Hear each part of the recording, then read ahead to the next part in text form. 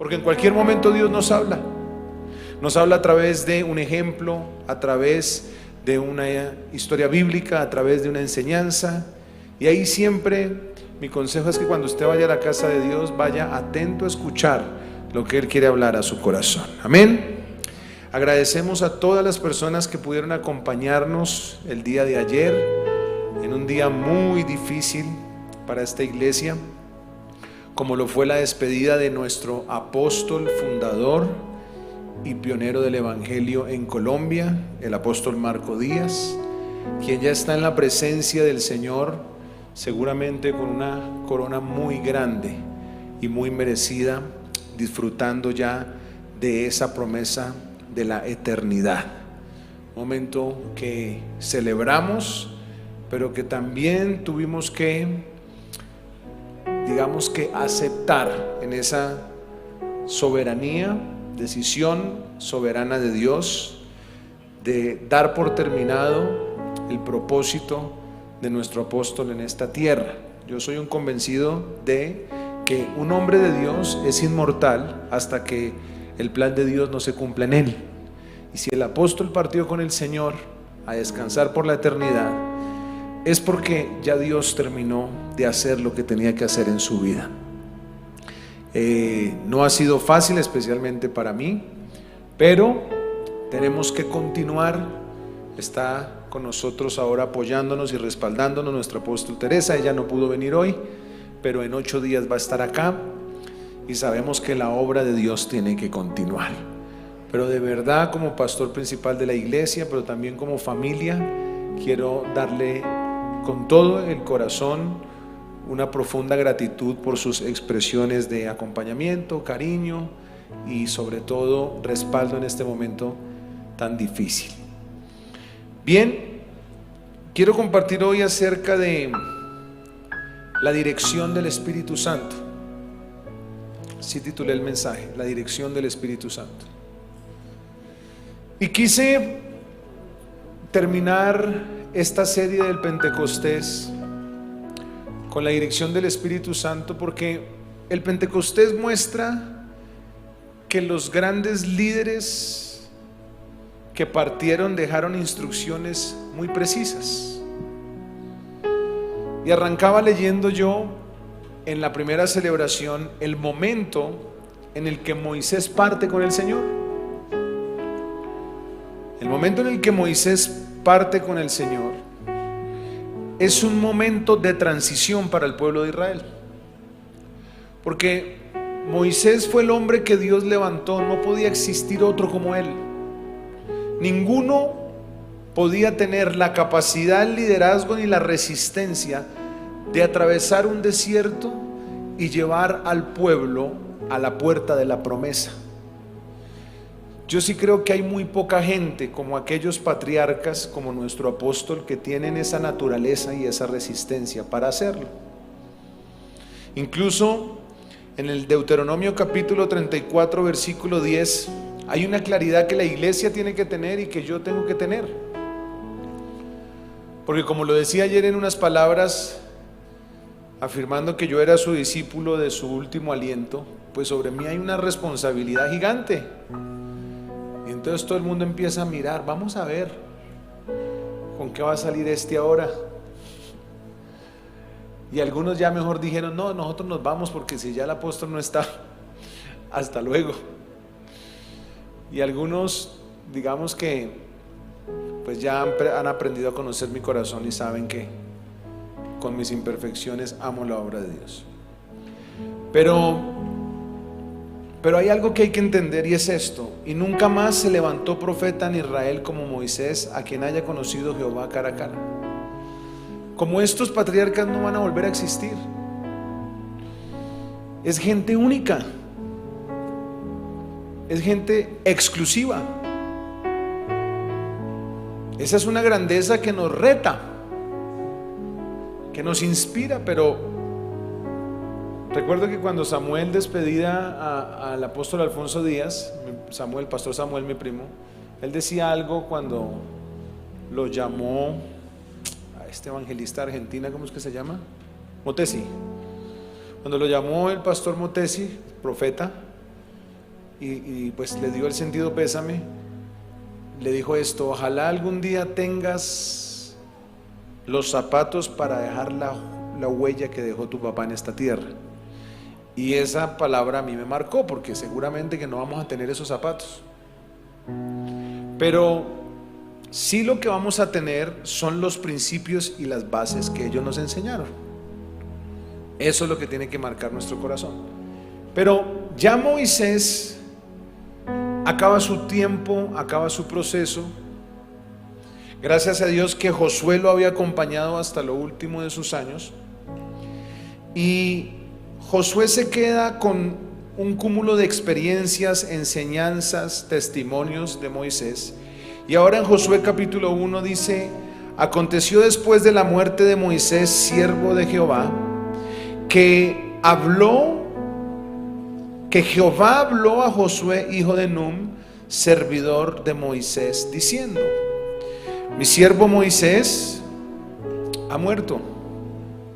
Ahora pues levántate y pasa este Jordán, tú y todo este pueblo, a la tierra que yo les doy a los hijos de Israel. Yo os he entregado, como lo había dicho a Moisés, todo lugar que pisare la planta de vuestro pie, desde el desierto y el Líbano hasta el gran río Éufrates, toda la tierra de los heteos hasta el gran mar donde se pone el sol, será vuestro territorio. Nadie te podrá hacer frente en todos los días de tu vida.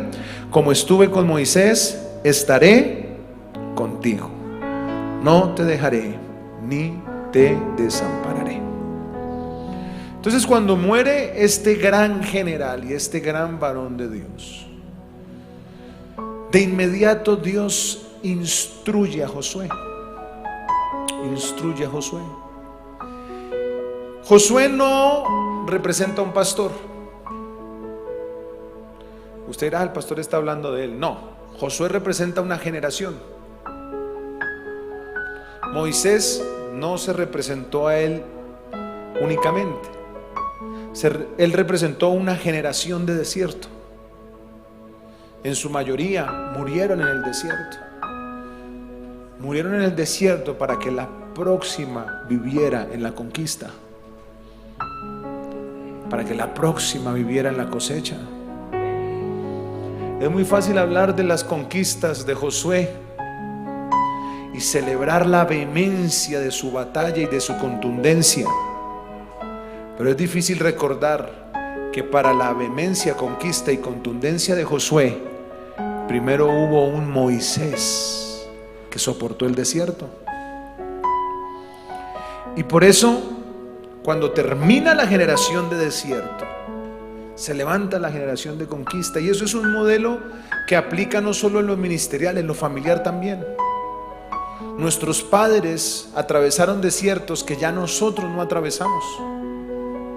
Nuestros padres pelearon batallas que ya nosotros no peleamos, porque es la naturaleza y el ciclo de la vida. Los padres atesoran para los hijos. Y quizás los sacrificios que hicieron nuestros abuelos ya no fueron los sacrificios que hicieron nuestros padres, y no serán los sacrificios que hicieron nuestros hijos, porque hay un relevo generacional que se cumple cuando nosotros entendemos que de generación en generación tenemos una responsabilidad de cumplir el plan de Dios. Y bajo este principio bíblico, cuando muere Moisés, muere una generación. Y no quiere decir que quienes están con el apóstol hace muchos años se van a morir, no. Yo me refiero a que muere una temporada. El tiempo de mi apóstol, a quien tanto admiro y admiré y admiraré, terminó. Y como pastor y como iglesia tenemos que saber entender los tiempos, porque ahora entramos a un nuevo tiempo. Y en ese nuevo tiempo, la conducta, las decisiones, el servicio, el trabajo que realicemos tiene que ser bajo la dirección del Espíritu Santo. Por eso de inmediato dice la Biblia, después de la muerte de Moisés, siervo de Jehová, Jehová habló a Josué, hijo de Nun, servidor de Moisés. Las nuevas temporadas en tu vida exigen que escuches la voz de Dios. Porque si tú no escuchas la voz de Dios, no podrás entender lo nuevo de Dios. Y Josué escuchó la voz de Dios, y lo primero que le dice Dios es: Josué, mi siervo Moisés murió. Te pregunto, ¿Josué no lo sabía? Josué lo sabía. Pero yo estoy seguro que a Josué le tocó hacer lo que a mí me toca hacer. Esta mañana otra vez me rompí ahí en llanto, porque yo siempre saludo de parte del apóstol. Me dio como piedra porque dije, no puedo saludar de parte de él porque ya no está. Entonces como que me sequé las lágrimas y dije, bueno, pero mi apóstol Teresa sí está. Pero no es fácil asimilarlo. No es fácil. Porque mientras yo tenía a ese hombre de rodillas allá, poniéndome una coraza de protección, todo estaba tranquilo. Pero ya no está. Entonces ahora, aunque el apóstol Teresa nos da cobertura, ahora tenemos que asimilar que estamos en un nuevo tiempo y que necesitamos la dirección de Dios. Eso es lo primero que le dice el Señor a Josué: es, mi siervo Moisés, ¿a qué? Ha muerto. Ahora, es decir, acabó esta temporada. ¿Fue suficiente Josué para recibir principios, para recibir bases de liderazgo, para recibir carácter, para recibir integridad? Porque Josué le alzaba las manos a Moisés cuando él quería desmayar en el momento de la guerra. Josué tenía una relación muy cercana con Moisés. Ahora entonces el Señor le dice: asimila que ya no está él y levántate. Y pasa este Jordán tú y todo este pueblo a la tierra que yo les doy a los hijos de Israel. Lo primero que el Espíritu le dice a la generación de conquista, después de que termina la generación del desierto, es: levántense. Iglesia, Dios está formando un pueblo, nos tenemos que levantar. Iglesia, Dios está formando un pueblo, nos tenemos que poner en pie de batalla. Nos tenemos que poner a trabajar. Porque lo que viene de aquí en adelante para tu vida, para tu casa, para tu familia, es una temporada de conquista. Pero la conquista no se logra de manera pasiva. La conquista se logra de manera activa. Hay una conquista para tu negocio, hay una conquista para tu familia, hay una conquista en un emprendimiento que viene pronto, pero esto no será desde una actitud pasiva. Tienes que hacerlo desde una actitud muy activa. Tienes que estar atento a la voz de Dios. Tienes que estar atento a sus instrucciones, a sus principios, a sus parámetros. No puedes salirte de este santo libro, porque si bien empezamos una nueva temporada de conquista, tú necesitas la dirección de Dios. Y te tienes que levantar.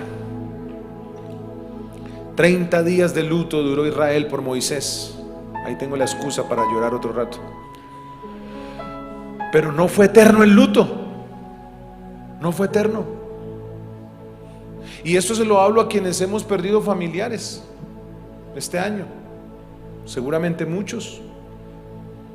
El luto no puede ser eterno.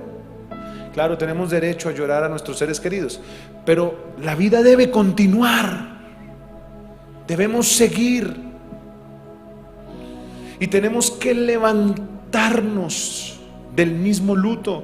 Tenemos que levantarnos de la crisis. Tenemos que levantarnos de la frustración. Tenemos que levantarnos del desconsuelo, porque hay un nuevo tiempo para nuestras vidas. Y lo segundo que le dijo fue: pasa este Jordán.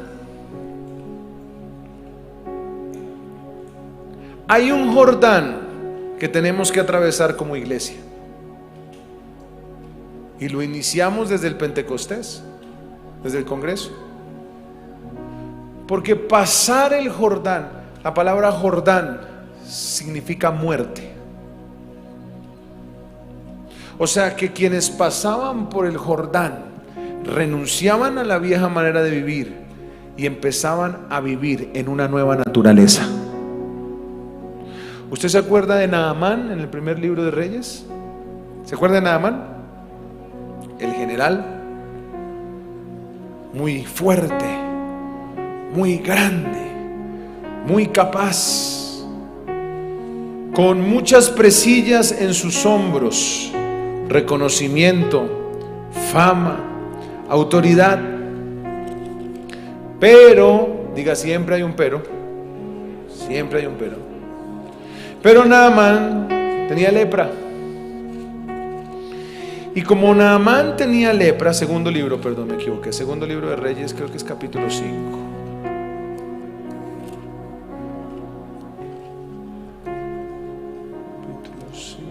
Capítulo 5. Versículo 1. Naamán, general del ejército del rey de Siria, era varón ¿qué? Grande. ¿Cómo era? Grande delante de su Señor. Lo tenía en alta estima, porque por medio de él había dado Jehová salvación a Siria. Era muy victorioso, era muy grande, ¿cierto? Había tenido grandes logros. Era valeroso en extremo, tenía mucha fuerza. Pero, ¿sí ve que siempre hay un pero? Si encontró el pero, usted pensó que yo me había inventado el pero. No está en la Biblia. Pero era ¿qué? Leproso. Entonces le dijeron: hay un profeta bravo, ese hombre lo usa Dios, ahí usted se puede sanar, búsquelo. Naamán se va, estoy resumiendo porque no, el texto base no es este, estoy en Josué, pero le estoy poniendo un ejemplo. Entonces él busca al profeta. Él pensaba que el profeta le iba a salir como todo su séquito de gobierno. Y el profeta le dijo: no, ¿sabe qué? Vaya y dígale a ese orgulloso. Estoy hablándolo de la nueva versión según Marco Acosta. Vaya, dígale a ese general picado que vaya al Jordán. Vaya, dígale que se meta al Jordán 7 veces. ¿Y será qué? Capítulo 5, versículo 10. Entonces Eliseo le envió un mensajero diciendo: ve y lávate 7 veces. ¿En dónde? Jordán. ¿Y tu carne qué? Se te restaurará. ¿Y serás qué? Entonces, como no lo atendió el profeta en persona, dijo: pues ¿qué se creerá? Versión Marco Acosta, ¿no? No, es que es una herejía. ¿Qué se creerá? No me quiere atender. Y Habana y Farfar no son los mejores ríos.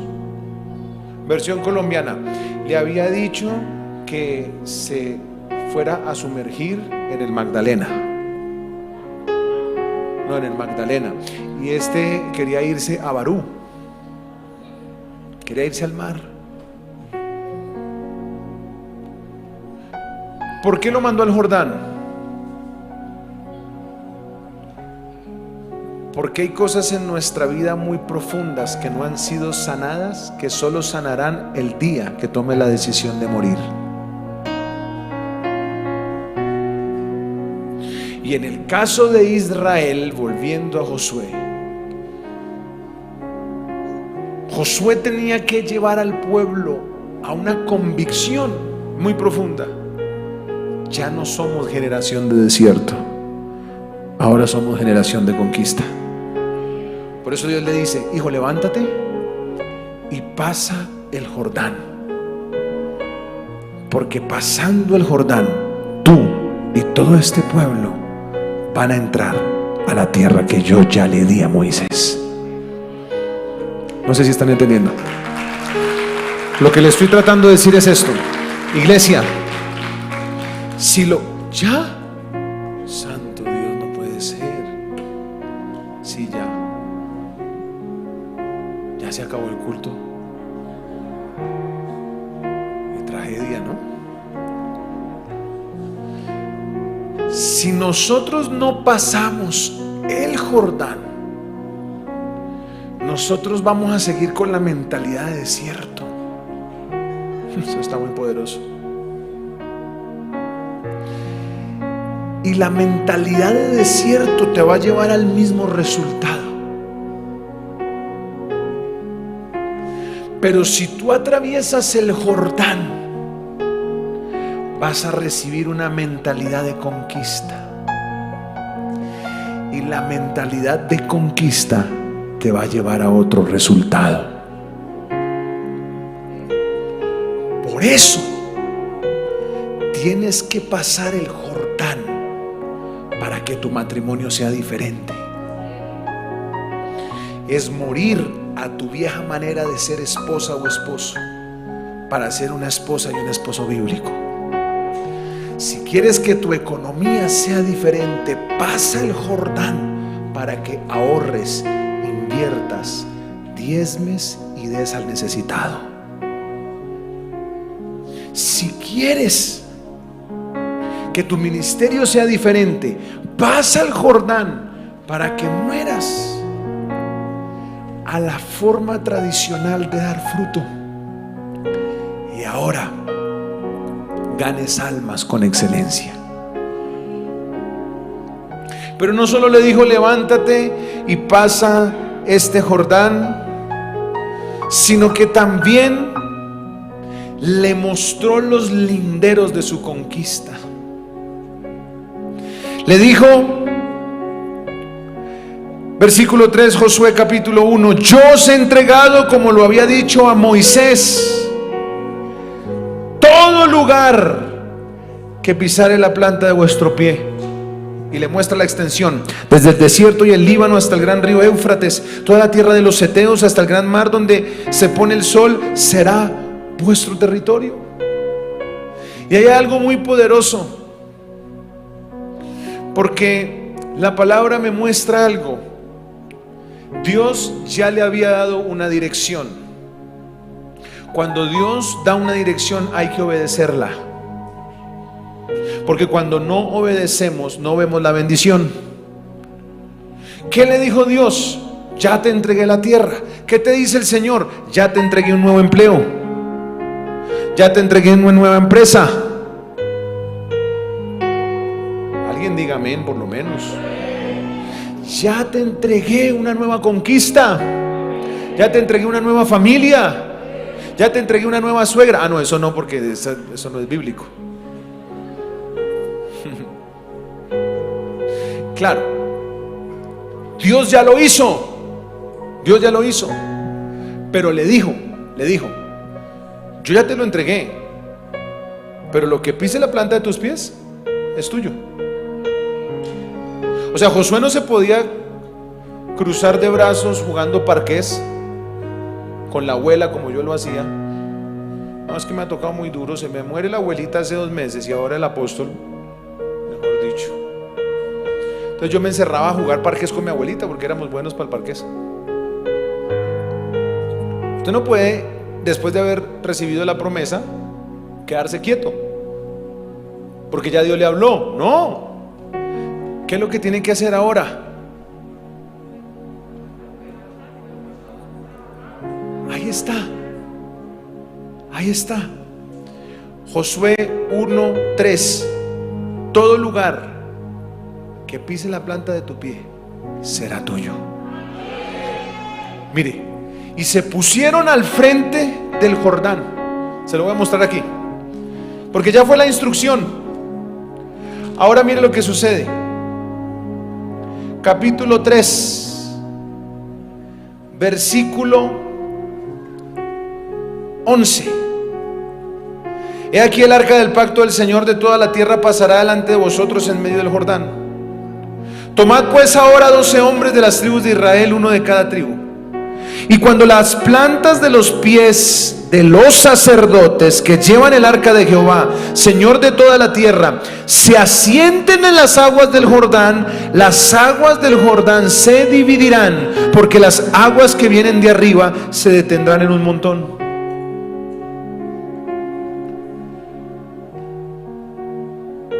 ¿Ya se habían abierto las aguas? Todavía no. ¿Pero Dios ya había dado la dirección? Sí, desde el capítulo 1. ¿Qué sucedió? Versículo 14. Y aconteció cuando partió el pueblo de sus tiendas para pasar el Jordán con los sacerdotes delante del pueblo llevando el arca del pacto, cuando los que llevaban el arca entraron en el Jordán y los pies de los sacerdotes que llevaban el arca fueron mojados a la orilla del agua, porque el Jordán suele desbordarse por todas sus orillas todo el tiempo de la siega, las aguas que venían de arriba, ¿qué? Se detuvieron, como en un montón bien lejos de la ciudad de Adán, que está al lado de Zaretán, y las que descendían al mar de Arabá, al mar salado, se acabaron y fueron divididas, y el pueblo pasó en dirección de Jericó. Josué sabía, por dirección de Dios y por ejemplo de Moisés, que las aguas se abren cuando tú actúas. Josué sabía que cuando Moisés se paró al frente del Mar Rojo, angustiado de la persecución, Jehová le dijo: alza la vara, porque las aguas se abrirán. Y ya Dios le había dicho fresco: así como estuve con Moisés, también estaré contigo. Lo único que tienes que hacer es pon tu pie en el agua, que apenas lo hagas, las aguas se abrirán. Pon tu pie en ese local, que apenas pongas tu pie en ese local, Dios te dará el dinero para pagarlo. Pon tu pie en ese lote, pon tu pie en ese terreno, pon tu pie en ese lugar de conquista, porque apenas lo hagas, Dios te va a respaldar.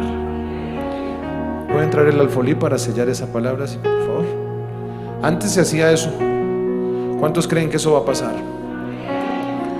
Yo lo creo. Yo lo creo. Entonces, ¿cuál fue la dirección del Espíritu Santo? ¿Cuál fue? Levántate, número 1. Número 2, ¿qué? Pasa este Jordán. Y número 3, pisa. Diga conmigo: voy a pisar. Voy a pisar. Voy a actuar.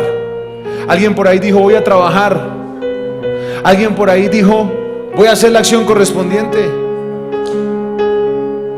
Ahora, termino con esto porque Sandrita me dijo que ya. Yo tengo un micrófono aquí en el subconsciente donde Sandrita me... Termino con esto. Algo está pasando porque el bosquejo que traía no lo prediqué. No lo prediqué. El bosquejo que traía no lo prediqué ni en la primera ni en la segunda. ¿Cómo nos guía el Espíritu Santo? Juan 16:13. Juan 16:13. Mire esto. Juan capítulo 16, versículo 13. Crean que cuando ustedes pisen algo esta semana, Dios se los va a entregar. Juan 16:13. ¿Lo tienen? Pero cuando venga el Espíritu de verdad, Él los ¿qué hizo el Espíritu Santo con Josué? ¿Qué hizo? Lo guió. ¿Cómo lo guió? ¿Cómo lo guió? Le dijo: levántate, pasa el Jordán y pisa las aguas, que cuando las pises se abrirán. Porque no hablará por su propia cuenta, sino que hablará todo lo que oyere, y os hará saber las cosas que habrán de venir. Ok, El Espíritu Santo tiene unos canales de dirección, unos canales.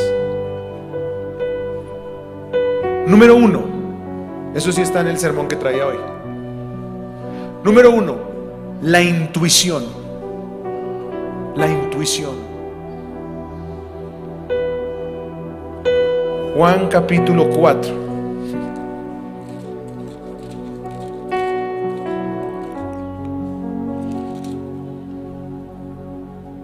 Versículo 1.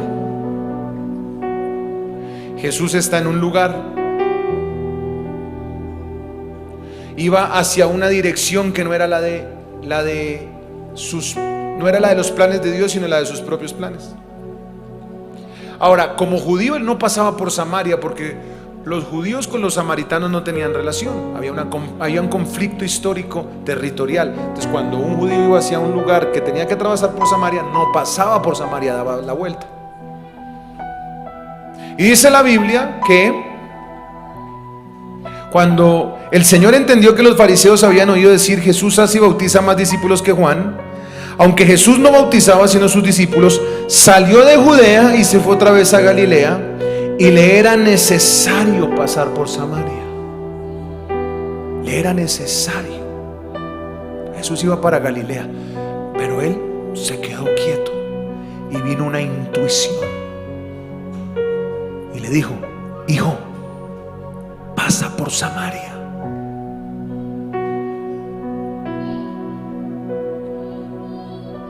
Esa intuición fue una habilidad de entender algo instantáneamente sin razonarlo. Jesús no sabía por qué tenía que pasar por Samaria. Él no sabía, pero algo le dijo en su corazón. ¿Cuántos han sentido eso? Mi corazón. Usted va en su bus, en su Transmilenio. Además que estoy gravemente atribulado por la pérdida de millonarios. Ustedes no me han consolado. No, es que antes yo estoy vivo, hermano. ¿Ah? Que Dios tenga misericordia. Tendrá que venir algo de Dios. ¿Ah? Después de tanta tribulación. Usted va en su bus, usted está listo, y de pronto el Espíritu le dice: entre a esa panadería. O el Espíritu le dice: dele esta ofrenda a esa persona. O el Espíritu le dice: compártale ese que tiene al frente del Transmilenio. Usted va en el Transmilenio cansado, mareado, se duerme. Ustedes se dormían yo me dormía en el Transmilenio. Salía de la universidad, F14. Ah, pastor, ¿usted monta? Claro, yo monto el Transmilenio. Que muchos conocen la gloria, pero no la historia. Entonces me subía en el Transmilenio y ya yo tenía aquí las rodillas listas para foquearme en el Transmilenio. Y de pronto abría así un ojito y se sube una señora llorando. Llorando, yo ahí. Cuando me duele la cartera, yo la veo llorando. El Espíritu me dice: háblale. Y que háblale, que me deje dormir, vieja abusiva. Digo: señora, me da un permiso. Y me dice: usted no sabe que estoy que me quito la vida. Como si me hubiera tomado 4 Vives en Fondo Blanco. Dije: ¿por qué se va a quitar la vida? Y empieza, señora. Yo creo que el esposo no le hablaba hace 6 meses y quiso hablar lo que no habló en 6 meses conmigo en 15 minutos. Dije: señora, pare de hablar. No es casualidad que nos hayamos encontrado. Haga esta oración conmigo. Empieza a orar y empieza a llorar más. ¿Por qué yo le hablé a ella? Por una intuición. Hay cosas que Dios te va a poner en tu corazón que te van a llevar a unas bendiciones poderosas. Hazle caso a tu corazón, porque si tú le haces caso a tu corazón, al de mar, ¿qué se hizo? Se largó.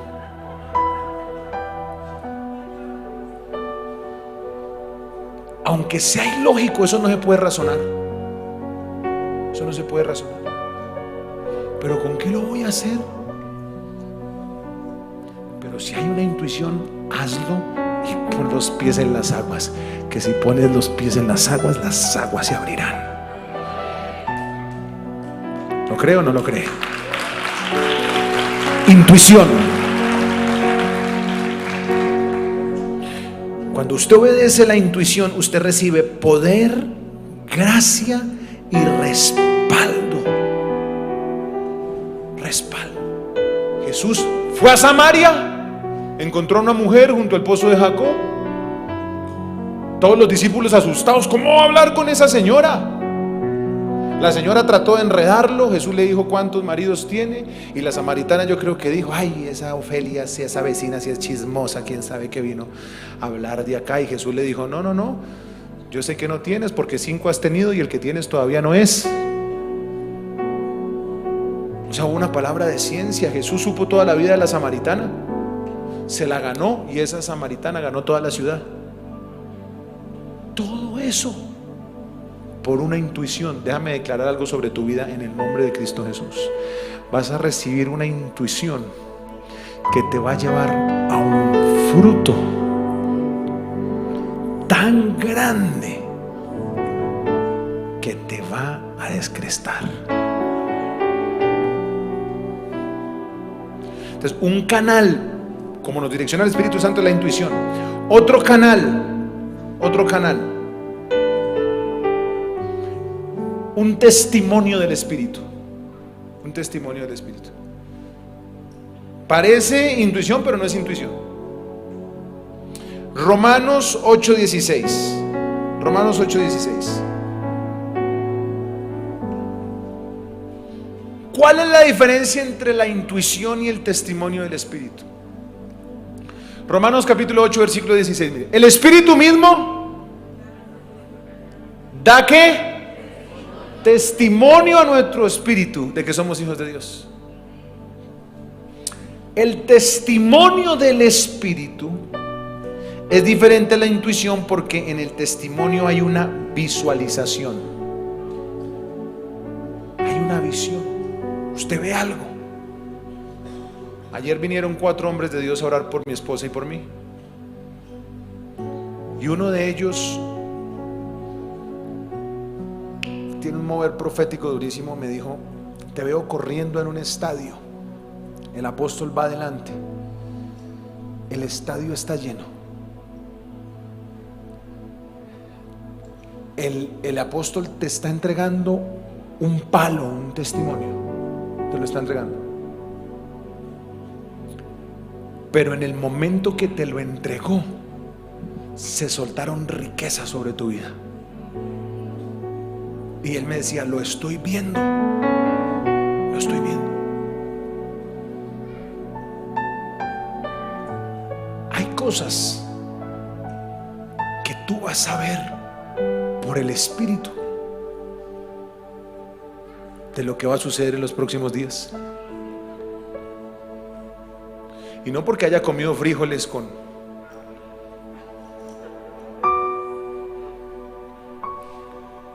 Que hay un par de loquitos que me hablan todo el tiempo, muy acertados, eso sí, pero yo siempre les pregunto: ¿comió frijoles anoche? Entonces ya ellos, cuando vienen a decirme alguna cosa, entonces siempre me dicen: pastor, y no comí frijoles.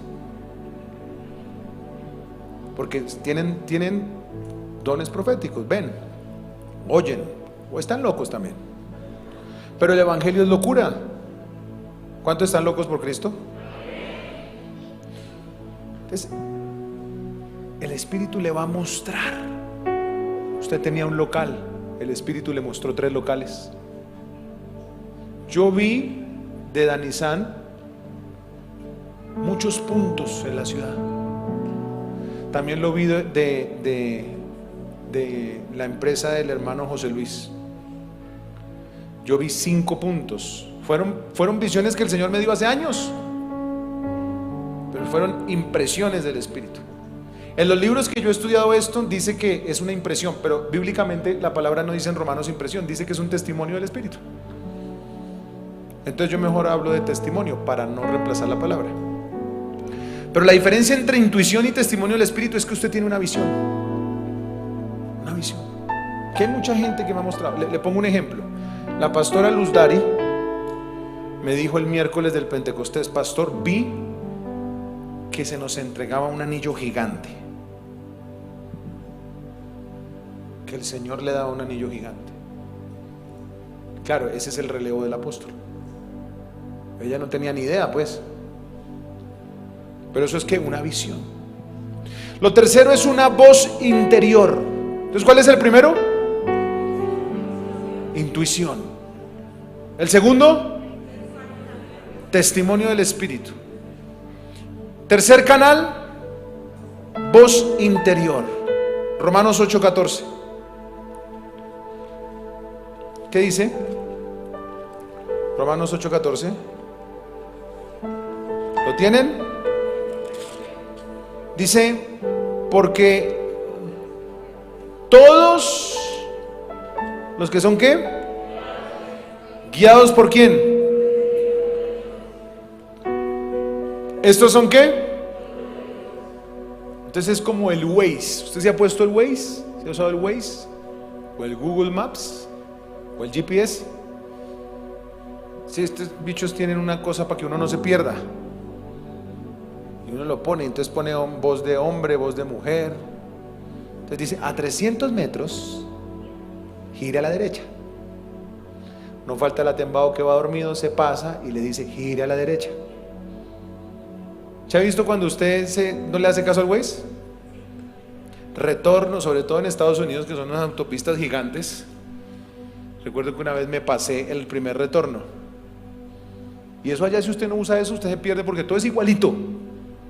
Eso no es aquí que usted la 30, mejor dicho, en 1 kilómetro ya ve 3 zonas diferentes. No, eso allá es igualito todo. Entonces me pasé el primer retorno y empezó esa hermana Waze. Yo le digo falsa profeta porque a veces se equivoca, sobre todo con los trancones. Entonces, próximo retorno 200 metros. Me pasé y empezó: haga el retorno en los 200 metros. Haga el retorno. Ya se quedó ahí rayada. Haga el retorno. Ah, no, esa no era Waze, esa era Garminia, otro GPS. Haga el retorno. Haga el retorno.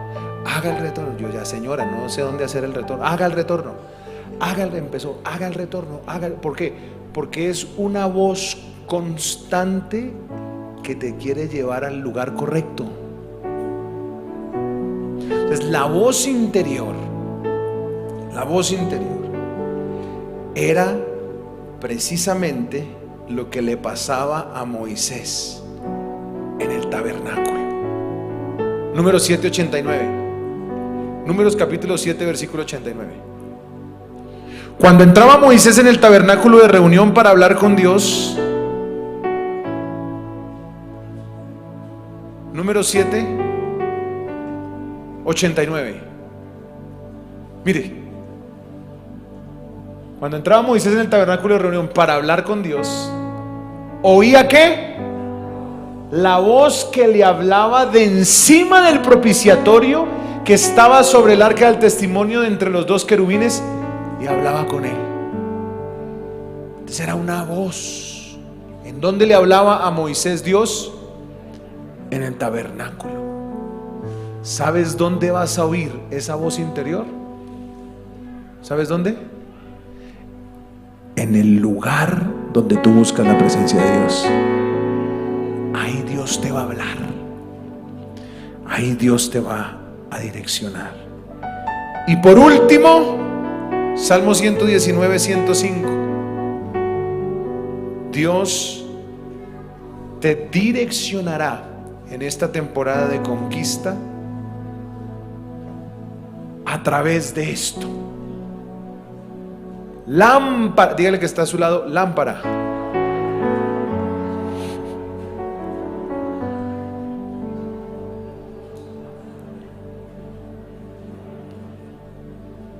Lámpara es a mis pies, ¿qué? Tu palabra. Y lumbrera. Apágame todas las luces, por favor. Todas, absolutas. Cuando hay oscuridad, es muy fácil tropezar. ¿Puede poner la presentación en negro, por favor? Para que apague la pantalla. Usted, en la oscuridad, es muy fácil tropezar. Muy fácil. Seguramente los que están en casa, pues ya no ven nada. Pero en medio de la oscuridad, la guía más efectiva es la palabra. Porque la palabra alumbra y te va mostrando el camino. El camino. El camino. Te va mostrando pasos seguros, pasos firmes, pasos decididos, pasos determinados. La luz de la palabra te muestra el obstáculo que te quiere hacer atravesar. La luz de la palabra te muestra cuándo tienes que regresar. La luz de la palabra va a mostrar lo que tú no puedes ver, las trampas que el enemigo ha querido colocar. La luz de la palabra las va a alumbrar. Si hay una forma como Dios habla con certeza, es a través de la palabra. Pónganse de pie.